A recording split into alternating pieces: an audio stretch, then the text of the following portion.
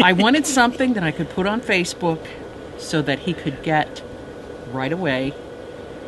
And I'm technically challenged, so my daughter-in-law took pictures and she's posting it for us. This just kind of came to me in the middle of the night when I get my best ideas, and I'd never seen it before, and I just thought it would be really cool because he can share it with his company. Everything, for the most part, has some type of significant memories for him.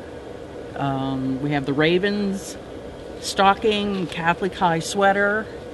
Every year he gets a nutcracker, the Irish, the Celtic cross, his guardian angel, the army signature, the army roaming gnome. His Donald Duck is a favorite character when he was little. The American flag, his company, and just things from home.